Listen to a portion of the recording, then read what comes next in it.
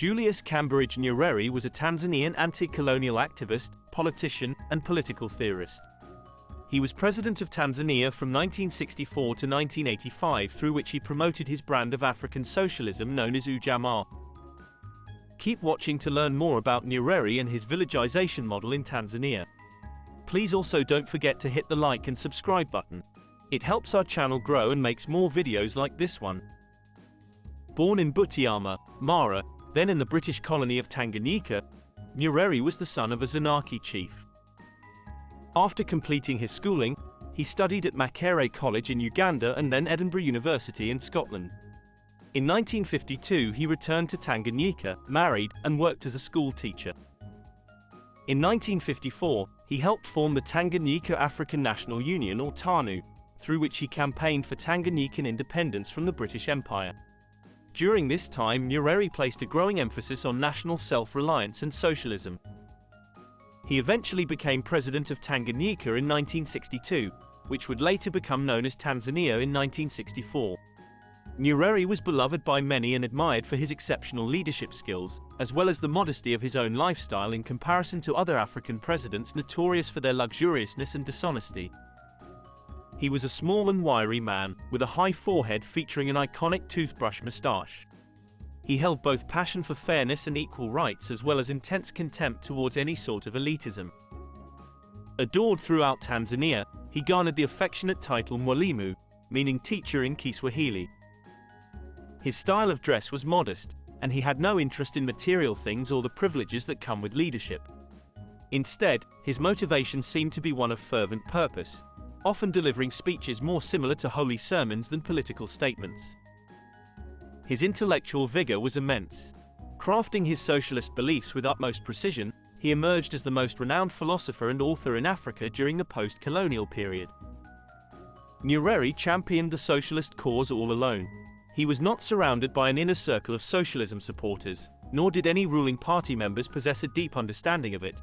Furthermore, there were no workers' rallies or peasant revolts to speak out for radical transformation. Despite this lack of support and impetus from below, Nyerere forged ahead with his vision for socialist reform. Troubled by the shift in Tanzania towards elitism and away from traditional communal values, he launched an intellectual coup. On February 7, 1967, Nyerere proclaimed a declaration of party principles, the Arusha Declaration, that highlighted national autonomy, stressing the necessity for rural development at its foundation and claiming all major forms of production and trade as governmental property. Attached to the Arusha Declaration was a leadership code designed to prevent the growth of a privileged elite. To general consternation, Nyerere's leadership code stipulated that all senior government and party officials had to be either a peasant or a worker and should in no way be associated with the practice of capitalism. It prohibited them from holding company shares, from holding private directorships, from receiving more than one salary, and from owning houses for rent. Their fringe benefits were cut and restrictions imposed on the importation of luxury goods. Nyerere regarded the wide income differences between the Tanzanian elite and the masses as a major immediate obstacle to an effective socialist strategy. Nyerere followed the Arusha Declaration with announcements of mass nationalization. Without any detailed planning or legal preparation or proper cabinet discussion, he declared the nationalization of all private banks and insurance companies, the major food processors and 8 major foreign export trading companies. He also proclaimed the government's intention to take a controlling interest in a majority of sisal plantations and manufacturing companies producing cement, cigarettes, shoes and beer. The nationalization program later included the entire wholesaling system, and in what Nyerere termed a mopping-up operation, all commercial buildings, apartments and even houses. Compensation was paid only to owners of buildings that were less than 10 years old, on the grounds that owners of older buildings had already received an adequate return on their investments. The principal victims were members of the wealthy Asian community. In September 1967, in a paper entitled Socialism and Rural Development, Nyerere laid out his proposals to establish self-sufficient socialist villages across the country as the basis for rural development.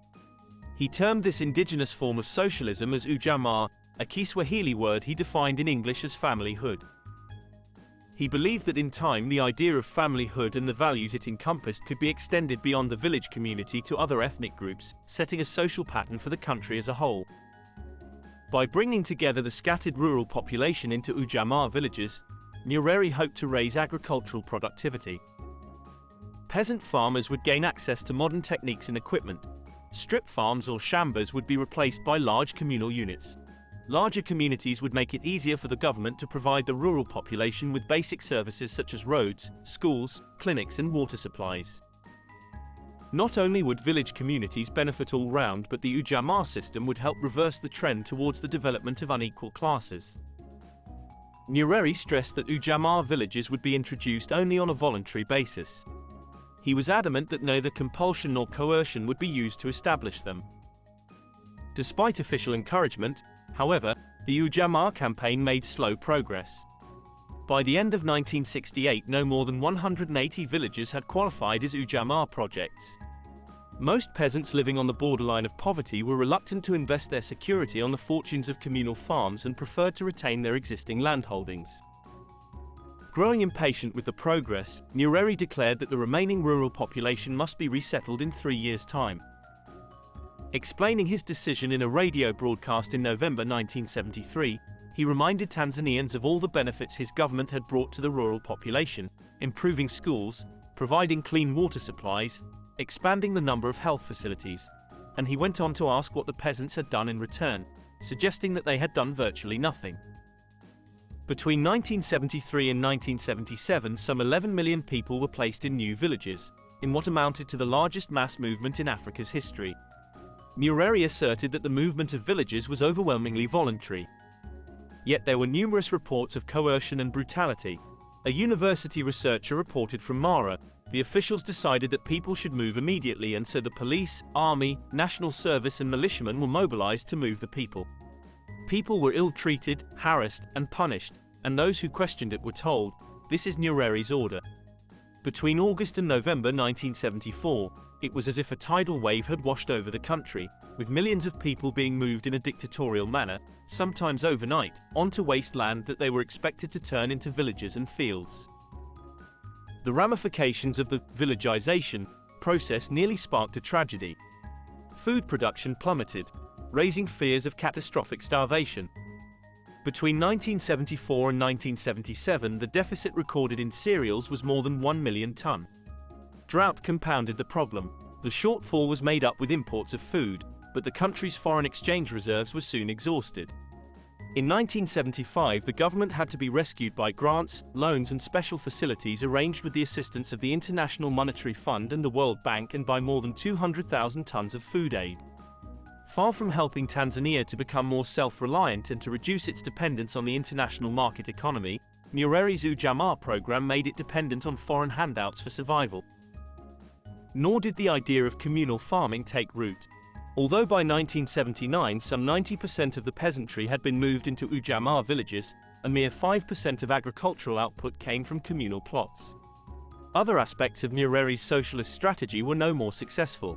His program of state control spawned a multitude of state corporations that were inefficient, incompetently managed, overstaffed and mired in debt.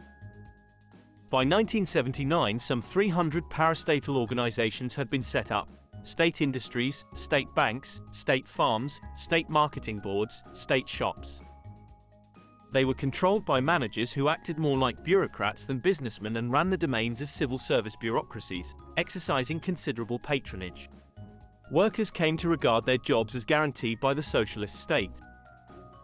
In a candid speech in 1977 entitled The Arusha Declaration 10 years after, Nyerere complained bitterly of the inefficiency, indifference and laziness of managers and workers in state-run enterprises. By the end of the 1970s, Tanzania was in dire straits. Its trade deficit was widening unabated. In 1980, exports covered only 40% of the value of imports and its foreign debt had soared. The lack of foreign currency prevented factories and farms from functioning properly. Without access to spare parts or materials, machinery and trucks were left idle. Inflation and drought only exacerbated the situation even further. A shortage of basic commodities like soap, sugar and cooking oil and other consumer goods produced black markets, petty corruption and smuggling, magendo, as it was called. Agriculture declined by 10% between 1979 and 1982. National output between 1977 and 1982 declined by about one-third. The average standard of living between 1975 and 1983 fell by nearly 50%. In a broadcast in December 1981 to mark the 20th anniversary of Tanzania's independence, Nyerere admitted, "We are poorer now than we were in 1972." Despite the difficulties Tanzania encountered, Nyerere was resolute in sticking to his socialist strategy and disregarding any theories that it might be causing the issues. Comparing socialism to a vaccine, he said in 1977, "We are like a man who does not get smallpox because he has got himself vaccinated. His arm is sore and he feels sick for a while. If he has never seen what smallpox does to people, he may feel very unhappy during that period, and wish that he had never agreed to the vaccination." During President Nyerere's term, his choice of route faced almost no opposition in Tanzania. This was due to the strong commitment with which people held on to their ideological beliefs. There was barely any political discourse taking place. Under Tanzania's one-party system, parliament remained impotent, the press muzzled. Real power lay in State House in Dar es Salaam, in party committees and with a ruling class of bureaucrats, all of them intolerant of opposition.